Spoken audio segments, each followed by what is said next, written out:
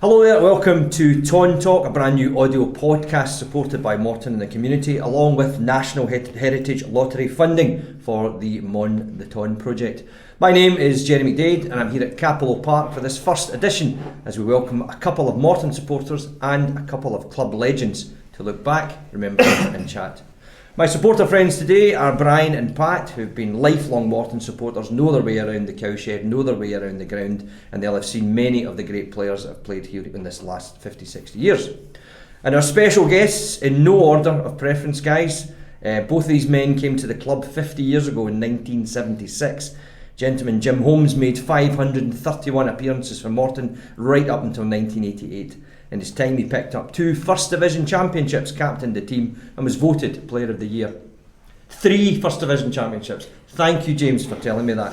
He's also been described as the best player he played with at Capello by my next guest, one Andy Ritchie. There is only one Andy Ritchie, isn't there? Thank you. Big Andy made 276 appearances, scoring 136 goals and not all from free kicks. He left the club in 1983, but not before establishing himself as the revered King of Capello. Gentlemen, you're all very welcome this afternoon. Just to get into that, what I was talking about, can it really be 50 years ago you two guys arrived here? It doesn't look it for him, I know that much, but it certainly feels it for me, Gerry, you know. Amazing. We're just on the pitch there before we came in. Bring back. I didn't realise the pitch was as big. I was saying that to Andy. Great memories. Pitch looks good, doesn't it? Aye. And I was telling Andy the first time when I came down here, it was just I'd just been released from party, and so Benny got released at the same time. So he says, "I'm going to sign you, but I just want Hal to see you, right? So you can see what he's getting." So that's good. Then so after about 10 minutes, I was down the stand side, just outside there, and I tried a step over, you know. And I fell over the ball. And I'm like, oh no, nightmare, I'm not going to get signed here. But then he was true to his word. So. He was indeed. Andy, 50 years, October I think it was, wasn't it? You right? I came down in October, Gerry, mid-season. I got to be perfectly honest, I hadn't a clue where this place was. I had been down here once for a reserve game when I was at Celtic, but I'd never been before, right up until that time. So. It was all new to me, and I signed on the day that we played the game at night time. It was Clyde Bank here on the Wednesday night, miserable night, 950 people here. But I was just glad to be back playing football again. And I remember thinking, well, this is where I need to take one step back to try and take 2 steps forward. And that was my thinking, my logic, if that was the right way of putting it as well, about coming to Capello, was to play and reinvent myself again, and that so start of it was in November 76. You certainly did. Boys, earliest memories of these guys? Well, I can remember coming, I was only a young man at the time, obviously, and I used to stand in the cowshed, if you're looking for the stand at the left hand side. Me and my big neighbour used to come up every week, and first time I seen them I thought, oh, they're terrible. I think I'll stop. No, I'm telling a lie, I thought they were too good. Jim was obviously an excellent player in the left back position, and Andy's a legend, as everybody knows, and you just grew to get to know them because they'd been here over a long period of time, so they became part of the talk in the pub after the games, how the boys all done, and generally just followed them from then on. Yourself? The first time I saw Andy, I think it was his first game, and it was against St Mirren, and we were going down at Love Street, we were going down, and then Andy got a ball and beat about 5 men and scored, and we were like looking at each other and going, who is this guy here? Oh, we're going to murder the Saints. It was the time Ferguson was the manager. They were a really good team. We could beat 5-1. What a letdown that day, But not only when we came out, we said, well, this is some player we've got here. This is something special, which it turned out he was. Well, it's funny because at that time I was still at school, guys. I'm not going to lie to you, right? And my grandfather was a big Morton supporter. He used to come, he'd stand third step up to the cowshed, always, so I would go with him to the games. And I was off sick from school one day and he came in to see me after the game, and he smoked about 90 a day, so he would be rasping away. And he says to me, "Son, we've signed a player." I said, "Who is it?" He says, "Andy Ritchie." I said, "What, for the Celtic?" He says, "Aye." I said, "What's he doing down here, you know?" And he said, "No, he's a player, by the way, he's an absolute player." I said, "And how's the deal?" Roy Baines is away to Celtic. Roy Baines is one of my heroes, you know. And I'm like, we've got rid of Bainesy for some guy that nobody's heard of, you know. And it turned out that way. But Bainesy was one of your heroes, Gerry, because you were actually a goalkeeper yourself. here we go. With Sabutio at the time. You were Sabutio's #1 goalkeeper. I just tee these up, guys. I just tee these up. Gerry, that statement sounded a wee bit like Alan Hansen's. You can't win the Premiership with kids. Exactly. Exactly. What were those early days like, Jim? Aye, well, when I started, I played right.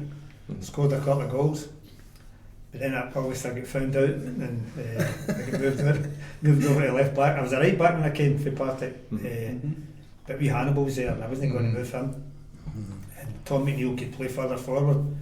So it absolutely suited us quite good. So, I think the remarkable thing, guys, and listen, jump in whenever you feel. The remarkable thing for me is that within a very, very short space of time, you probably hear yourself tonight, we beat Airdrie 3-1, took up to the Premier for the first time, you know. And that 18-month period, 2 years, getting into that level, when you consider, because Andy and Jim and I have talked about this, in that division that year, guys, Dundee, Hearts, who else? Kilmarnock. St Johnson. Aye. Falkirk. Big clubs, you know.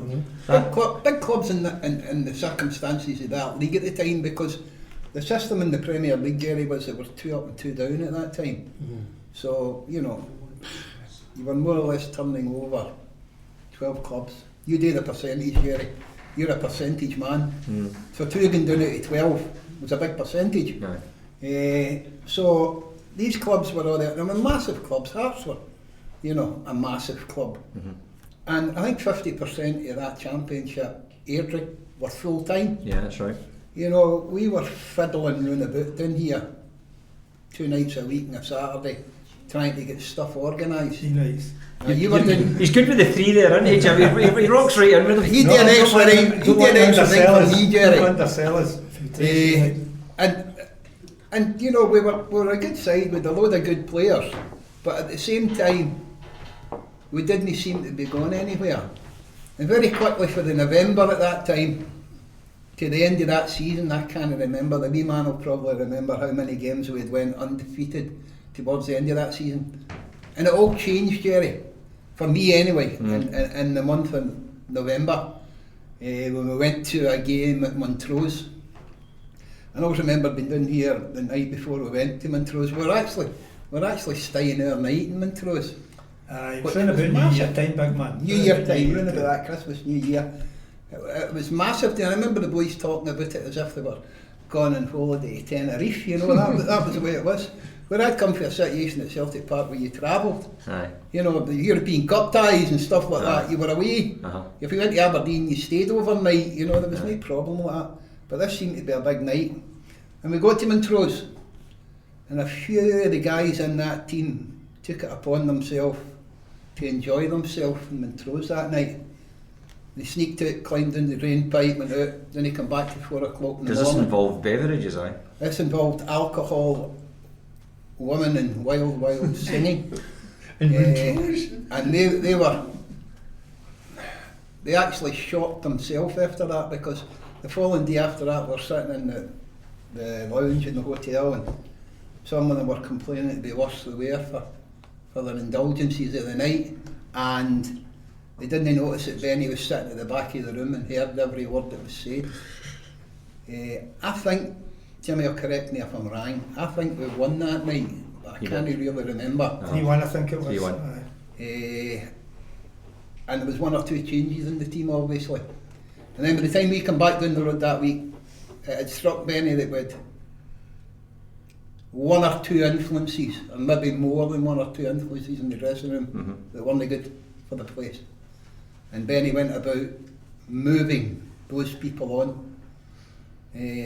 they got a telling off, they got all that, they got fined, they got everything else in a bit. In fact, one of them got that much of a telling off, he emigrated to Canada after that. Your name's no pack drill. No, no, people I'm sure we could source it. home in the car, wherever they are, I'll be trying to work out exactly what I'm talking about here, you know, but these people were towards the end of their career here, whereas we were basically a young squad trying to make something of our careers and our footballing lives. And that was where it started for me. All of a sudden, Jimmy was moved back, and other players came in as well. We had guys like Eddie Morrison and John Goldthorpe playing here at the time, experience up round a bit, and had guys like Mark McGee and myself playing up there as well, were dovetailing in and out. Then he started to put a bit more focus on the team, as in how they were going to play.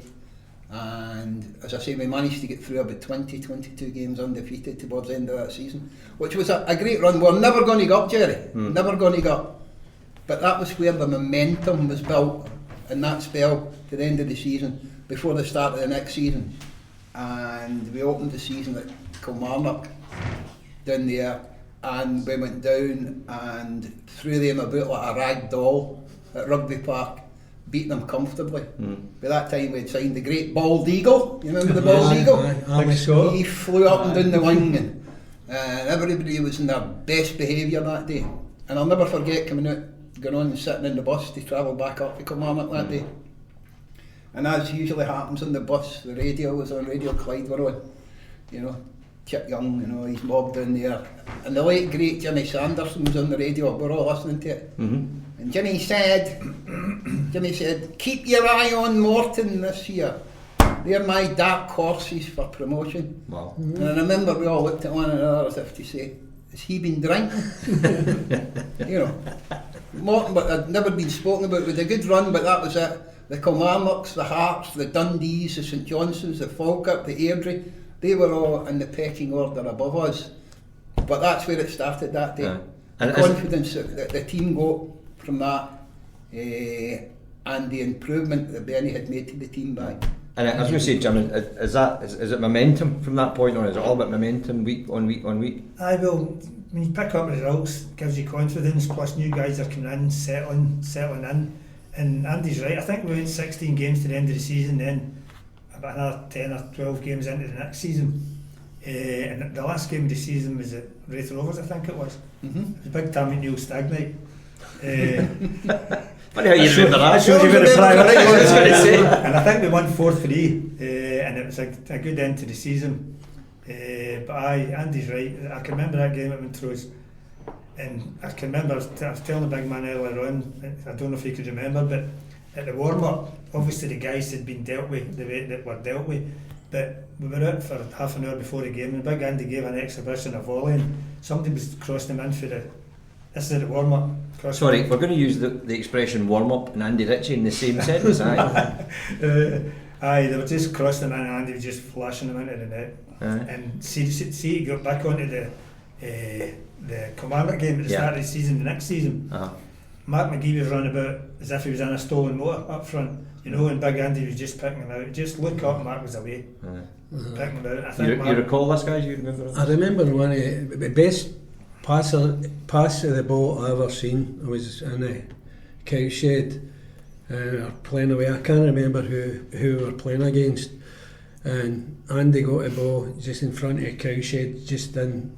They were hitting towards the wee Dublin end, and he just stepped inside the wee Dublin end of the pitch, and he looked up and he hit a ball, and it never went any higher than a foot off the ground, right through everybody, and Mark McGee come running in to the box at an angle for it, and he slotted it in, and I went like, my God, no wonder he scores so many goals. It was one of the best passes. That just shows you how these guys probably forget them, but for the fans on the terracings, they remember these wee moments, and I still remember. I can still see that pass. Really? Yeah.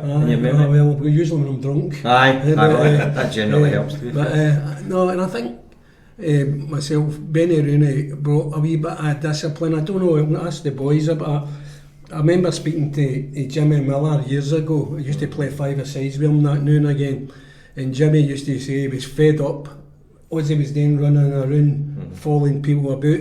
So obviously he was a man marker. Benny had him doing as a man marker, and he obviously must have had a good engine on him. And Jimmy was a really skillful player. He was, I mean, I've still trying to get him, chase him around them 5-a-side parts was a nightmare.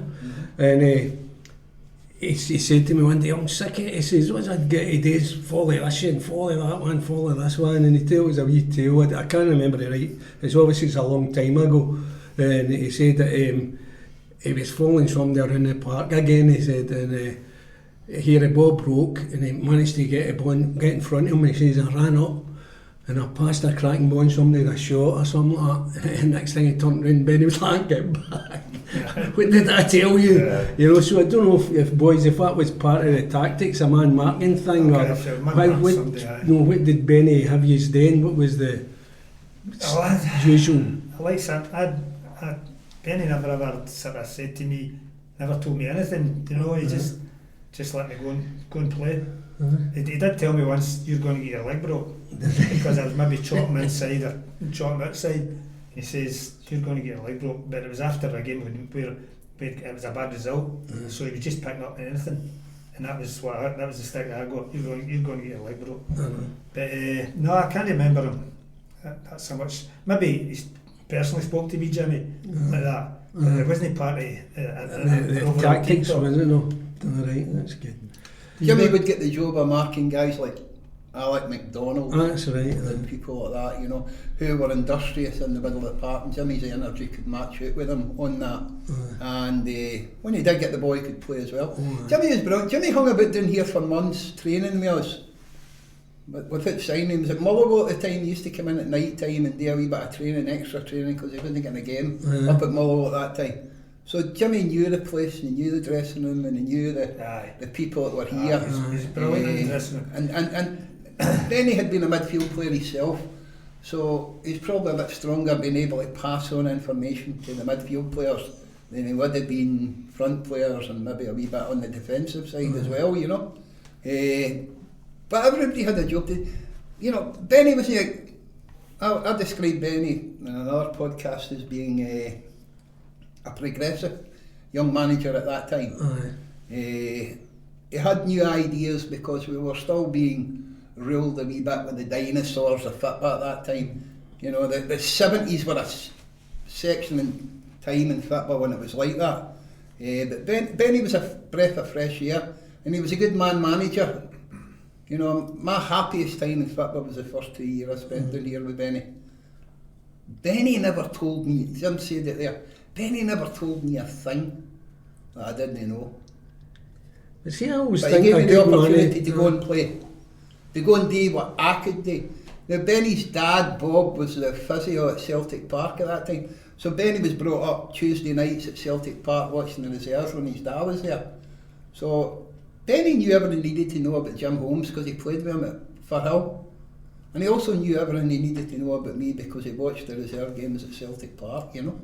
And any time if you were playing the first team. So other than that, Benny would put a structure out and put a team out. But the main thing that he did at this club, guys, was he improved the standard of player, which improved the team. That's what Benny's main tag was. You know, he thought, well, that's maybe not good enough. You know, we're criticising the individuals. That area of the park's not good enough, we need to get it better. That's the reason why we signed guys like Bobby Thompson and Jim Rooney, and these guys were good players. And we had a nucleus of good young kids here. Big Joe, I was going to say that, Neil Orr, John McNeil, Jim Tolney. I always thought John McNeil was a Super wee class act. he could have been boy the as best well. player. Aye, well, he was a local. You know, and Benny had that, and they were locals. You know, Hannibal, wee Davey had been down here for 100 years, you know. He was here longer than Santa Claus in Greenock.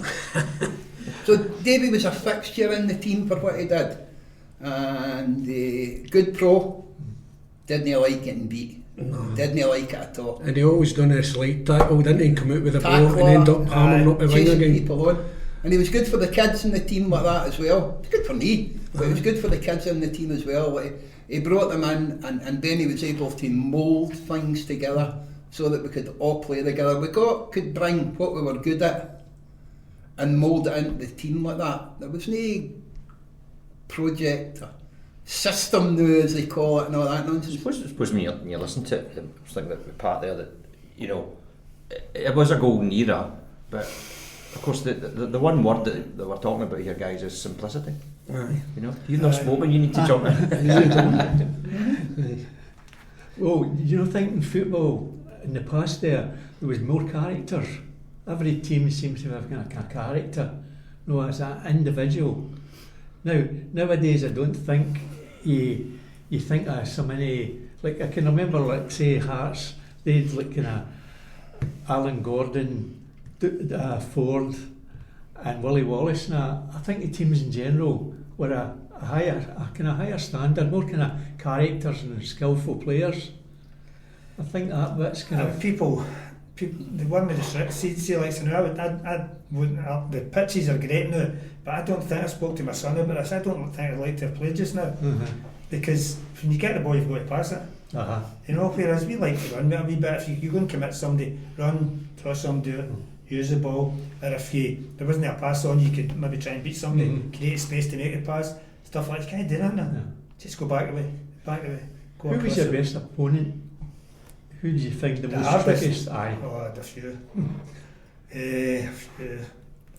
Tommy McLean, the wee guy Weir.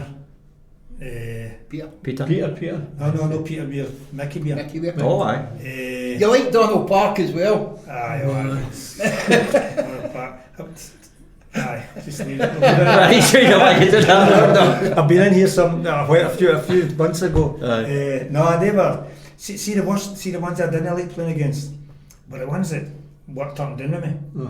You know, see if you were playing against the Provins and that, and I'm not saying they didn't work back with you, but they didn't work back as hard as maybe the wee guy that played with Clyde or the wee guy that played with Meadowbank Thistle. You know, whereas I wanted to go on the ball, but see if this wee guy's running up and down with me, you know, it's going to be harder for me to go on the ball. That's the ones I didn't like playing against. I'm not sure. I mean, I know things have moved on, professionalism, more than money, and it's all big athletes and that they're looking for now. You've got to be really, to get to the top now, you've got to be an athlete as well as a football player. I spoke to a guy, you know, and he used to say that they used to try and make football players athletes, but now they're trying to make athletes football players. And I think that's what some of the problem is. Some of the football players are getting overlooked now because they're not big and strong, they're not getting the ball on the ball, they can't pick a ball, beat a man, draw a man and pass a ball on. They've not got the football, but they've got the athleticism, which seems to count for that wee bit. That comes through the academies. That's They're talking about that there. and it's brought in for the kids when they're 11, 12, 13 and what have you. I mentioned earlier on, there's got to be a system to play, and if you don't conform to that system, you don't play. You were talking earlier on about the 70s. The 70s, I could bring out a sheet now, maybe one of these programmes, and run through all the teams in England and Scotland, and you're like Sheffield United, Tony Curry, Queen's Park Rangers, Stan Bowles, Fulham, Rodney Marsh, Frank Worthington at Leicester City. You could run through them all, and up here in Scotland as well, had them. And it would be suffice to say that if Benny Rooney, and I love Benny, but if Benny Rooney could have got a guy to come in and score 136 goals and 247 appearances, he wouldn't have me. You know, that's the bottom line on it. You know, there need to be something. They need you to create the chances for that guy. Well, you know, but if they look at it that way, if they say, well, there's a system on it, and what they did, you know, and it started in the mid-70s when England stopped picking the maverick footballers, that's what they call them. And they stopped doing that because they felt, instead of having Rodney Marsh up front, we had Martin Chivers up front, you know. So people started to tell you, you know, there was no mavericks in the game. I think the last ones in the book were myself and Chip Charnley at Partick Thistle up here. You know, the rest of it has been to conform and a bit. I go and watch kiddies football now and it frustrates me horrendously. You know, that kids are not, 12, 13, 14, are not allowed to make mistakes. I know, it's shocking. It's there. I remember when I worked in the scouting game, going to Feyenoord to watch them. When I worked at Celtic Park with Wim Jansen, I went out to see their academy. And it was based on nothing but pure ability. And giving encouragement to every single one of the kids to confront and take the opposition on. Oh. You know, you maybe win 2 year 10 joust when you get there, and you maybe achieve something, you know, by taking people. Jimmy mentioned it earlier on. Go and take people on, bring people towards you, which, in logic, should always make space for other people who are round about. Right. See that passing it round about? I played in a game at Celtic Park as a 14-year-old boy, and I'd only been there 3 weeks, and the manager was watching the game, and the manager came over at half time when I was playing. Jock Stein, he said to me, "What's your name?" I says, "Andy Ritchie." "When did you sign here?" I was terrified, I was shaking. 3 weeks ago. "Who signed you?" "Mr. Higgins, John Higgins, right?" He says, "You know what we do here, son? See if you get the ball and you can't go forward, you can pass it back then. Do you understand that?" I was going to say aye to the end, you know. I said, and it always stuck in my head that, you know, if we had played that system down here, when Jimmy would cut inside and lay the ball into me, see if I just gave him it right back again, he'd look at me as if I was daft. Oh. If there was space to move or something, if I lost the ball and it meant he had to go and get it back again, Jimmy, he let me know. So it made it more of a priority not to lose the ball. We getting it. But there was no point of, I could have gave it to you and you could have shelled it back to me again, I could have gave it back to you again, and we could have sand danced our way through 2 minutes. That gets a round of applause now for people in the park. See, when I hear it, I look round about to see who's applauding, then I know who the numpties are that are watching the game. It doesn't go anywhere. It's got nothing productive at the end of it, and unfortunately we're seeing a lot of that now. Which brings me to a point that you've talked about. I just want to remind folks, you're listening to Ton Talk, sponsored by National Heritage Lottery Fund. For the On the Ton project, it's me, Gerry McDade, here at Capello Park, sitting with a couple of legends, and Jim Holmes and Andy Ritchie as well. And Brian and Pat are here with me, and we're going through a few things. Andy, you made a point to me, and you made it to me this morning as well, that the biggest surprise you ever had, you're talking about player development, right? There was no better guy that you thought could develop players than Jim Holmes, but I never went into that strand. We talked about this today, Jim, about why you never went into coaching when Andy felt you had so much to offer. It's a confidence thing. I think I've spoke to you before, Gerry. My glass has always been half empty for as long as I can remember, and I would always worry about. I was good to see, like when Graham was young, I would I took his team, and I quite enjoyed it, but see, I was asked to go. Alec Miller wanted me in, and there was one, Gerry McDade was moving, and I think Willie McStay had asked him if I would be interested, but I would be worried what other people thought if I was doing it right. It's a confidence thing. That's why I didn't. Okay with the kids, because nobody's, they're only 9, 10, 11-year-old kids. No. But as you move up to 3, you're going to be scrutinised more, and as I say, it's a confidence thing. That's the only thing. I would like to have done it, but I've always been worried. What's he think about me? Am I doing it right? And I'm still the same. Interesting. And guys, your thoughts on that, Brian, Pat? Well, I think what's happening now is, since I know things move forward, since the foreign players have come into the Scottish game, I said it a way back time. Years ago, in fact, Andy and Jimmy spoke about it earlier on. The Bald Eagle came to Capello. You had Stevie Chalmers, all these guys that were top-notch players. They were Scottish. They were playing at a high level of Scottish football. Guys like Jim and Andy as well. So when they finished their careers, they still want to be involved in the game. So they'd go to lower league clubs and they'd bring on the young boys coming through. They're going like, oh, here's Ali Scott here, or oh, here's so and so, or somebody else. But nowadays, with the modern game, the foreigners that are coming in, even English or whatever it is, when they finish their time here, they go away. They don't filter themselves down through. So the young boys aren't getting the benefits. Like said, Jim Holmes and Andy Ritchie's. Well, I know Andy's done a wee bit of scouting and stuff, looking for boys and Jim. But like said, Jim, he was a class act as far as I'm concerned. And they didn't.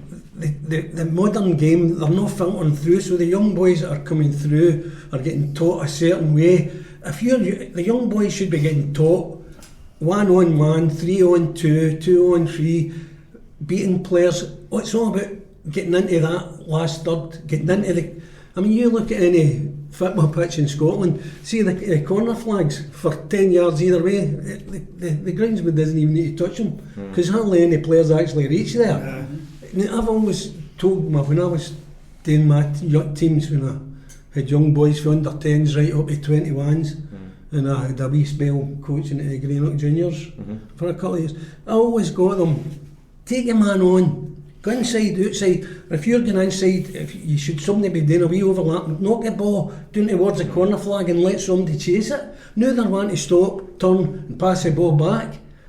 I mean, they don't give the boys as far as I'm concerned, the boys, when you're young, you should be learning to take a man on. Sometimes be good at it. If you're not doing it, you're not going to improve at it. So you've got to let them go. You've got to let them try and take a man on. Because I was wondering if, I mean, I don't know, you think you're still on this, but like the idea of, you know, a goal kick and Roy Baines is standing at 6 yard and he's looking for Jim Holmes and Davy Hayes in the box to try and play it out. You know, that would have been foreign football. Did you ever see Roy Baines playing? Jesus, well, you would have game. That's my hero, hey. Gerry, it was done in your hands and kicking it out as we go kicks. Simple as that. You take a short one out to get to the full back, and the full back automatically turned away for the goalie. That's right. Didn't he game it back? Well, I can remember a great goal. We beat Celtic 1-0 down here, and I think it was around about the time 79 would have been maybe about them. And Benji threw it to me, maybe just in the left back area, just maybe a wee bit further forward, and I've checked inside and I've played in a ball down inside left for Peanuts, John McNeil, and Big Roddy's. I think Big Roddy's fouled him, or he got a foul for it. Right. And we got a free kick. So Big Andy's over the free kick, looking as if he's going to play it, and he reverses it down the line. But Peanuts has run for the wall, behind the wall. Big Andy's reversed it down the line, and Peanuts has crossed it, and Bobby Thompson's come in, and that was for Baines's throw it. You know. So it did happen then. Sorry, you're about to make a point. I think a crazy thing when you see it now in every division, this bit playing out from the back, even the English Premier League. Would you say world-class players, but they can't even do it. No, they always get caught out. If they caught out, it's fatal. Aye, that's it. Your next touch is a shot at goal. Aye, and when you're as close as that, you can't miss.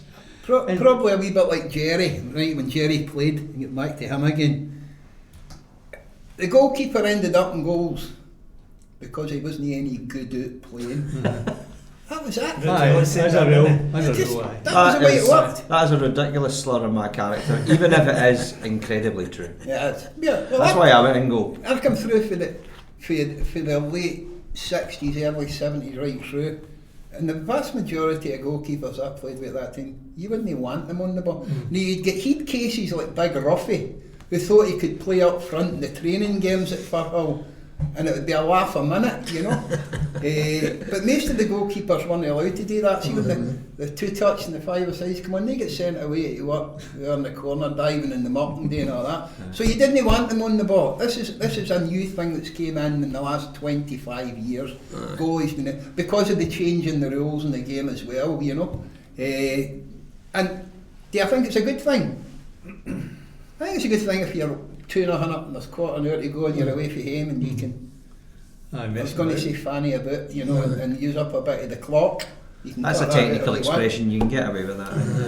Listen, I didn't want to be. I wanted to be Jim Holmes. The tragedy was I played football at Sherlock Holmes. Aye. So that's how I ended up in goal. Right, just to clear that up. Guys, can we talk about some of your own personal memories when sitting with these guys in the room? What would you like to bring up? Well, the one everybody really remember. Well, there's two particularly ones they remember, but Andy was the roughy one for the corner kick. A free kick just outside. No, sorry, free kick. Aye. Right, and then the one obviously against Aberdeen. Oh, I was begging you would bring that up. I haven't heard that story from Andy for about 4 minutes. Well, I mean, that is one of the most iconic bits of film in Scotland when you see that. We've been able to beat McLeish and Miller, and then we ship. And the Scottish goalkeeper as well. Scottish internationals, every one of them. That's the two. I mean, there's hundreds of things, but that's the two main ones that really stick out. You know, you were in a position. You noticed the likes of Jim being a fullback isn't a different. You don't get the same publicity. You don't probably get the same. What do you say? Kudos. You're just you're a fullback, but you don't get the same. Also, don't get the same scrutiny. Scrutiny. That's the word, scrutiny. You know. I used to get about Sorry, free Andy, kicks and corner kicks. See that goal you're talking about, the Aberdeen goal? It was a 5-a-side finish. See the outside of the foot in the corner? It's a 5-a-side finish. That's one of the ones I remember. God bless YouTube, by the way, because see if it need YouTube, that would be consigned to the dim and distant past. Exactly. Yeah, that's coming round about. Somebody said to me a while ago, people will talk about that goal for 50 years, but Sir Andy's been talking about it for 45. So aye. One of my mates, sorry Jim, when you go. Just before we go off the big Andy's brilliant goals, see the one he scored in the very first Premier League game? Do you remember it, Gerry? You must have seen it. Aye. Yeah. Wee Hannibal's hit a ball, it's behind it. It's behind Andy. And can I show you what it's like? Obviously you don't see it on there, but so wee Hannibal's down the line, almost at the byline, level with the box. So he's played it back, so big Andy's here, so he's caught it here.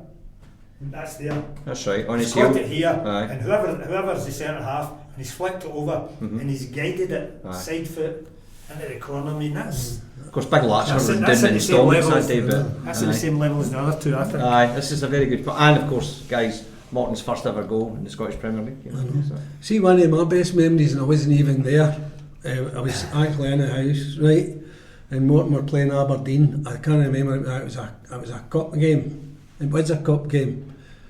And Morton were 2-0 down with 3 minutes to go, and I was watching it. Remember the old teleprinters on the TV and all that, and it wasn't the way it was now, wall to wall hanging, so you had to kind of watch, and you'd be listening to the radio, and I was like, 2-0, that's terrible, and all that, right, terrible. And then the next thing, the missus brings the tea, you're sitting eating the tea, and then the ticker tapes comes up, and if you put on the coupon, you're sitting going, oh damn, right. And then I was like that, and the next thing, like, Aberdeen 2, Morton 2. I couldn't believe I was like, that's a mistake. Because there was only 3 minutes left or something. And then it showed you on the TV later on. I don't know if you ran into the crowd, Andy. I think you must have been home over it. But you seen all the Morton fans, they were all sort of half trudging out the ground. And the next thing, Andy must have scored the equaliser. And the next thing, they were in uproar and they all started running down towards behind the goal. It was, I mean, that was because I went to the replay here about Jim Tomley.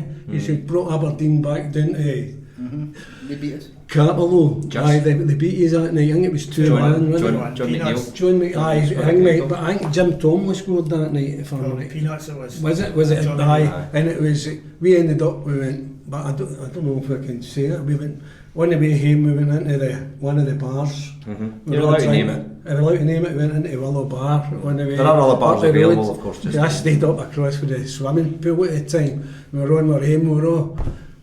We enjoyed the game. Don't get us wrong, and the boys had a good game. It wasn't Morton played bad that night, and it couldn't have went either way. But obviously Aberdeen at that time they had a strong team, and we were all on our aim. We weren't happy, but we weren't.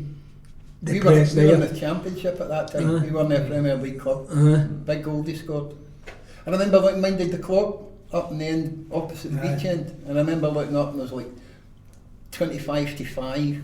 I thought, well, we're 2-0 down here. And big goalie got in and nodded one in. And our next attack, our old friend, Lord Snooty, Billy Thomas crossed one, and I stuck my foot. They went about 2-0, Andy, late on.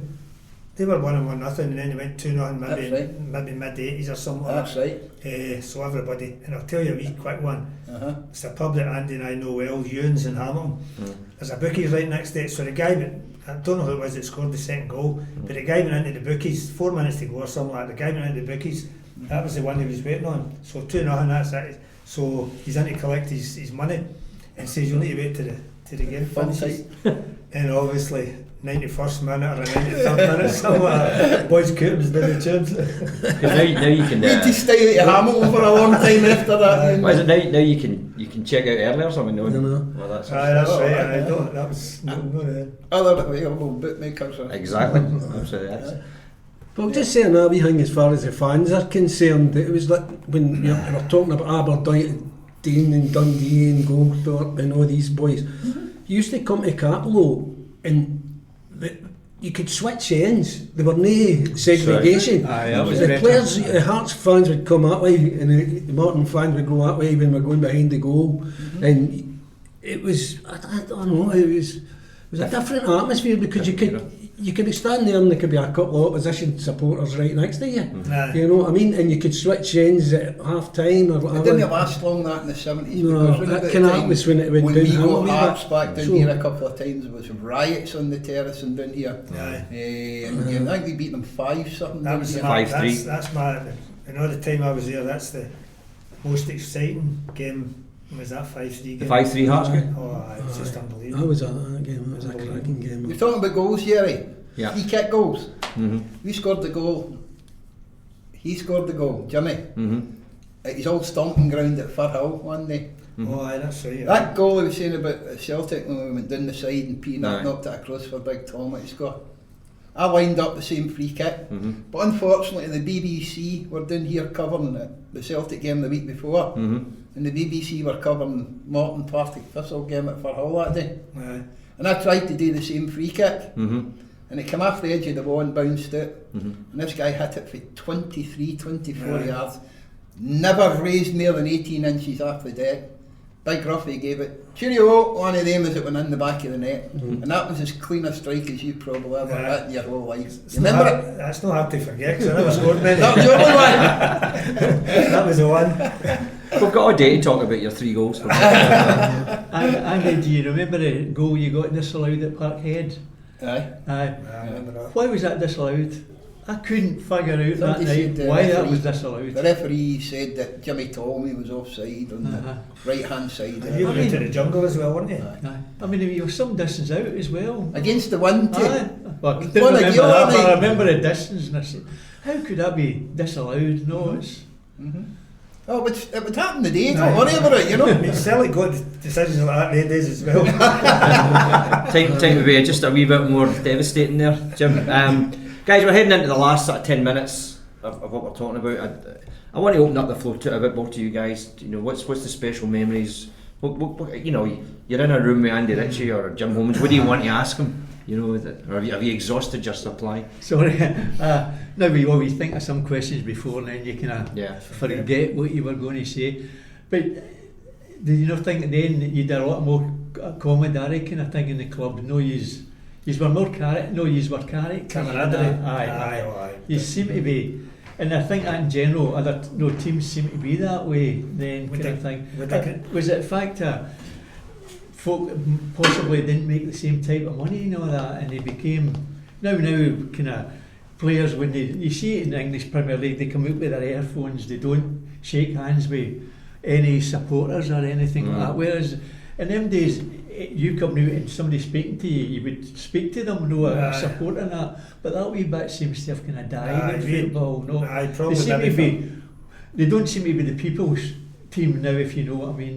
They seem to be more kind of fancy themselves now. It doesn't seem the same characters. Celtic's Player of the Year this year at Celtic Park, their occasion, their function. Their players on the night were escorted to the bathroom and escorted back to their table again with security. You know, that's exactly what you're talking about. No, you know, not even in the toilet when you're at the quietest you'll ever be can somebody stand next to you and do the same as yourself at that time and have a conversation as everybody is done. It's not a place you want to be shaking hands with. Well, it's not really. Not unless you wash them. There will come an age, Andy, when you will be escorted to every toilet. You're right, Gerry, and it's not too far away, by the way. You're my carer. But that's how far the game has got to now. And it's basically it's all down to money. That's what it's all about, you know. We played down here for 3 bangers and a balloon. You know, nobody was ever going to get rich down here. But the great hope for us was that we would do well for Morton, things would happen, we'd have success here, the supporters would see it. You know, we're no Greenock guys, we're Hamilton and Belsill guys, we come down here, we're infiltrators into your place down here. We wanted all these things to happen for exciting times to be here. And then maybe a few years later, we would all get the recompense for that. We'd maybe get a move somewhere else where monetary things would be a lot more mattering. Jimmy was here for 100 years. How long were you here? 12. Jimmy Holmes never got a testimonial down here. Absolute scandal. George Anderson, all these years down here, never got a testimonial. An absolute scandal. You know, these were people who had given fantastic service to this club.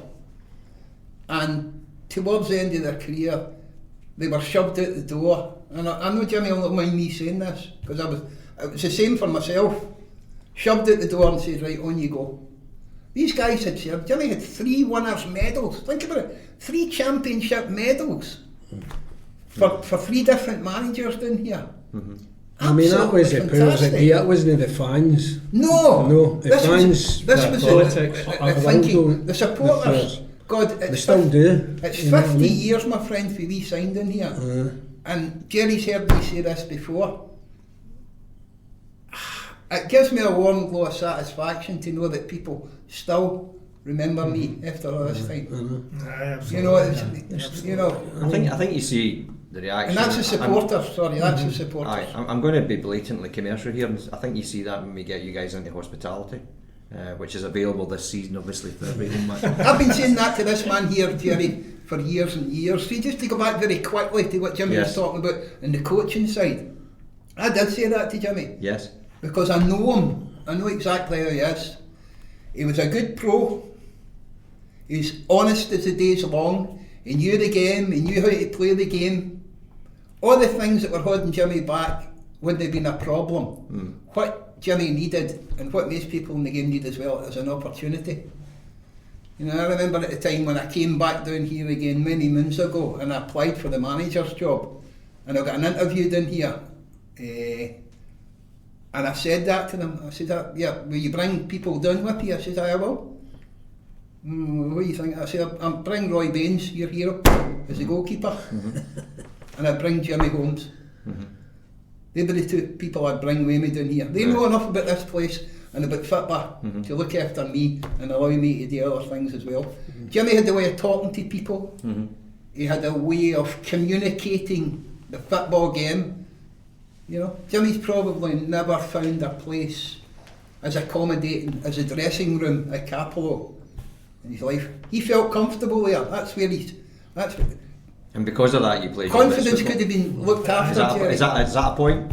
Sorry? Because he felt so comfortable, he played his best football. But he played the football. He did that. He knows what was going to be achieved in there by coaching.